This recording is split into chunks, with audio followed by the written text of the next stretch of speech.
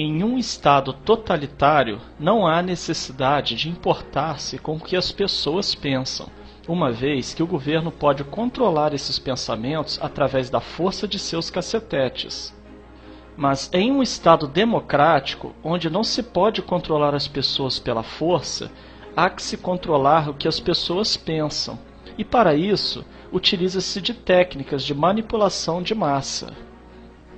Adiante, citaremos as 10 técnicas de manipulação listadas por Noam Chomsky, um linguista, filósofo, cientista cognitivo, comentarista e ativista político norte-americano, referenciado em âmbito acadêmico como o pai da linguística moderna. Também é uma das mais renomadas figuras no campo da filosofia analítica. Número 1. A estratégia da distração. O elemento primordial do controle social é a estratégia da distração, que consiste em desviar a atenção do público dos problemas importantes e das mudanças decididas pelas elites políticas e econômicas, mediante a técnica do dilúvio ou inundação de contínuas distrações e de informações insignificantes. A estratégia da distração é igualmente indispensável para impedir ao público de interessar-se pelos conhecimentos essenciais na área de ciência, da economia, da psicologia, da neurobiologia e da cibernética. Consiste em manter a atenção do público distraída, longe dos verdadeiros problemas sociais, cativada por temas sem importância real. Manter o público muito ocupado, sem nenhum tempo para pensar nas coisas que realmente têm importância. Estratégia de número 2. Criar problemas, depois oferecer soluções. Este método também é chamado de problema-reação-solução. Cria-se um problema, uma situação prevista para causar certa reação no público, a fim de que este seja o mandante das medidas que se deseja fazer aceitar.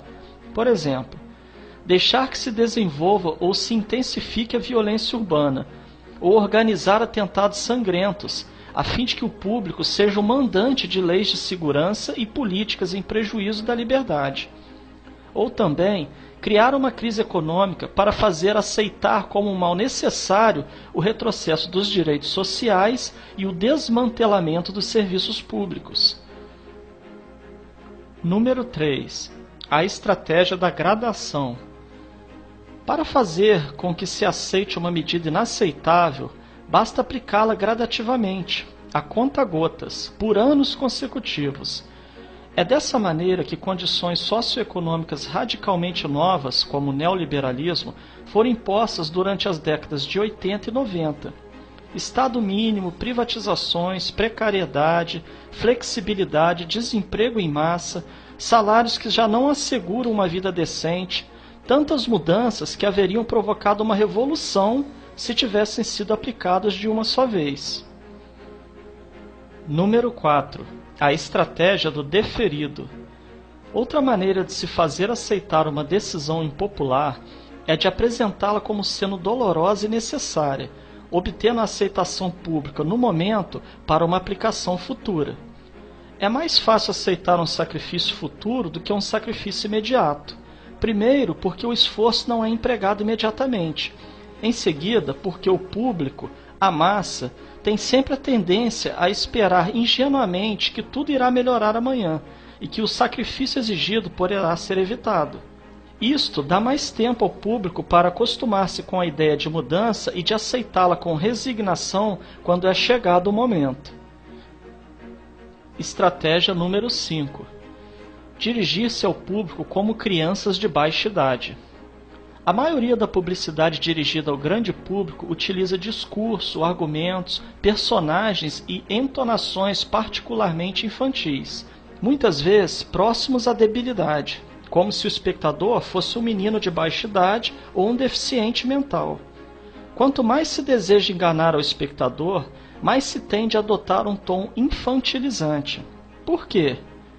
Se você se dirige a uma pessoa como se ela tivesse a idade de 12 anos ou menos, então, em razão da sugestionabilidade, ela tenderá, com certa probabilidade, a uma resposta ou reação também desprovida de um sentido crítico, como a de uma pessoa de 12 anos ou menos de idade. Estratégia número 6. Utilizar o aspecto emocional muito mais do que a reflexão. Fazer uso do aspecto emocional é uma técnica clássica para causar um curto-circuito na análise racional e, por fim, ao sentido crítico dos indivíduos. Além do mais, a utilização do registro emocional permite abrir a porta de acesso ao inconsciente para implantar ou enxertar ideias, desejos, medos e temores, compulsões ou induzir comportamentos. Estratégia de número 7. Manter o público na ignorância e na mediocridade. Consiste em fazer com que o público seja incapaz de compreender as tecnologias e os métodos utilizados para seu controle e sua escravidão. A qualidade da educação dada às classes sociais inferiores deve ser a mais pobre e medíocre possível, de forma que a distância da ignorância que para entre as classes sociais inferiores e as classes sociais superiores seja e permaneça impossível para o alcance das classes inferiores. Estratégia de número 8. Estimular o público a ser complacente na mediocridade. Consiste em promover o público a achar que é moda o fato de ser estúpido, vulgar e inculto. Estratégia de número 9. Reforçar a revolta pela autoculpabilidade.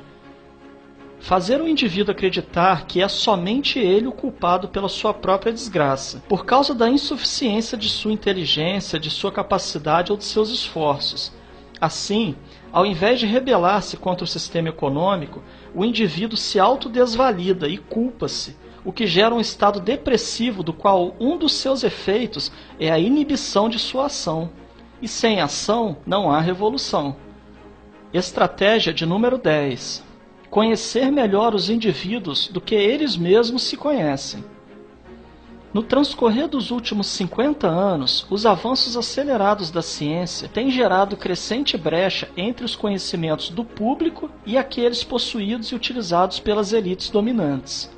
Graças à biologia, à neurobiologia e à psicologia aplicada, o sistema tem desfrutado de um conhecimento avançado do ser humano, tanto de forma física como psicologicamente. O sistema tem conseguido conhecer melhor o indivíduo comum do que ele mesmo conhece a si próprio.